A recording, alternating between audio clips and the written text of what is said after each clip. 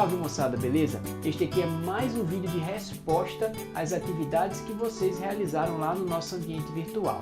Mas desta vez eu vou me ater às estatísticas de como vocês responderam essas perguntas, essas atividades que estavam lá.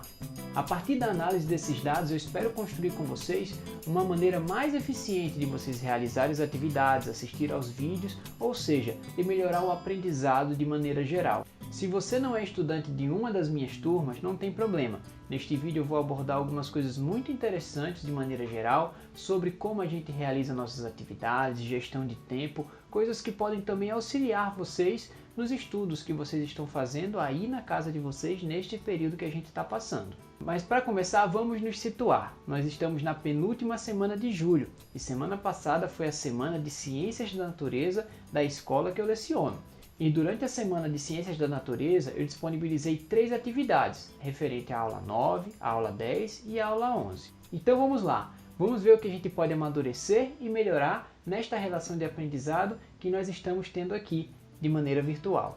Em meio a muitas dificuldades por causa deste momento que estamos vivendo, com a interrupção dos encontros presenciais na escola, toda a ansiedade do isolamento físico e todo o problema de saúde que grande parte da população está passando, temos algumas coisas novas que podem nos ajudar a minimizar os problemas e até trazer algumas inovações para o que tínhamos antes da pandemia. Como sabemos, já estávamos em um processo de aprofundamento tecnológico nas práticas escolares. Os ambientes virtuais já eram realidade em muitas escolas. A possibilidade de estudar por plataformas online como o YouTube já existiam, sem contar os inúmeros cursos construídos para funcionar à distância.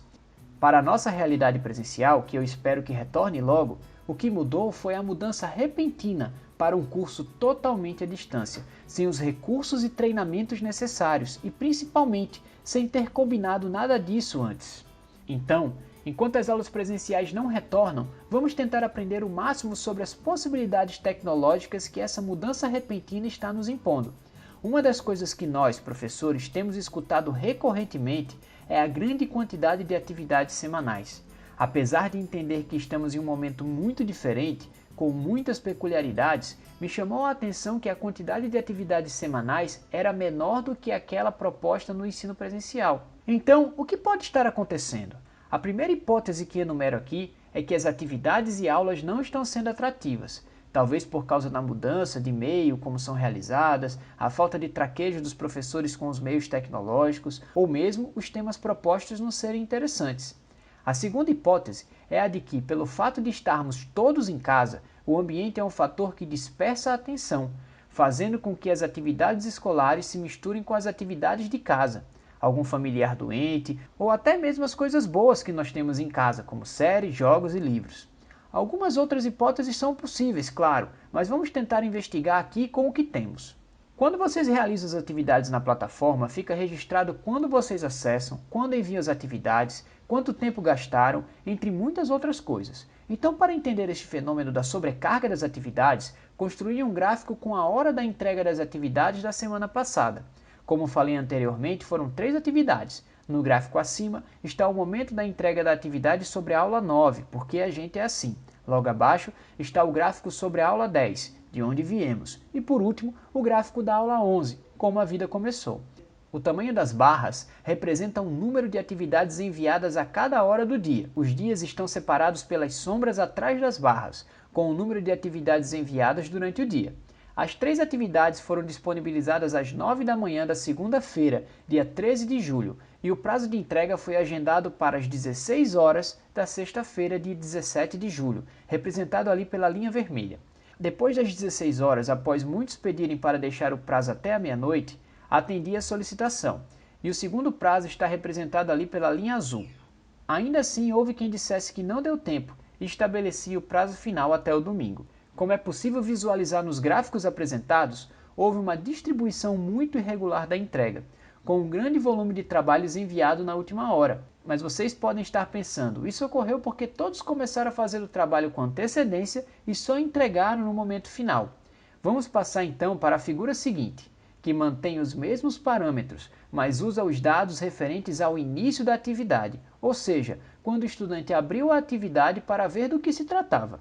E olha lá, o mesmo padrão se repete. Aproximadamente 1/3 de todos os estudantes que iniciaram a atividade deixaram para começar a fazer no dia da entrega.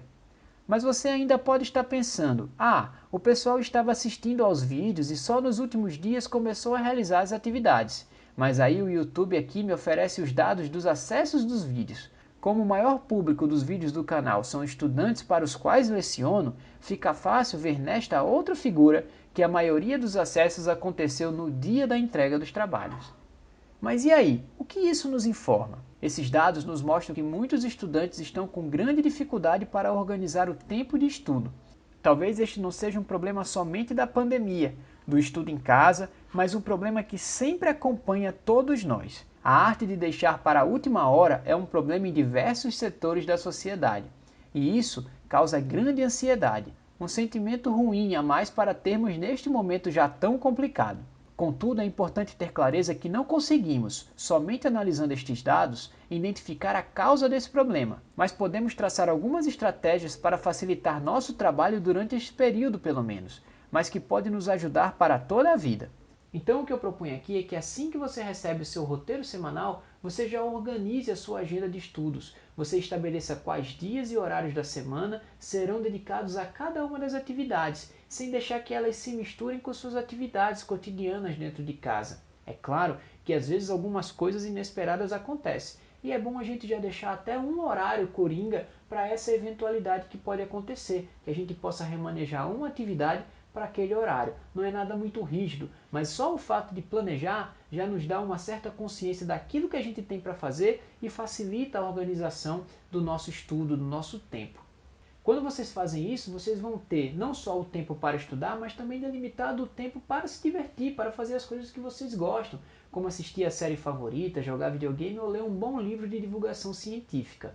Nós, professores, também estamos olhando para esses dados com muito carinho e vamos tentar organizar nossas práticas também de maneira que possa melhorar esse processo de diálogo, de aprendizagem entre nós, professores, e vocês, estudantes. E você tem alguma outra hipótese além dessas que eu elenquei aqui? Dê sua opinião, o que você acha? Coloque aqui nos comentários, agora que você viu os gráficos, o que você acha desse comportamento da organização dos estudos? Ela faz sentido?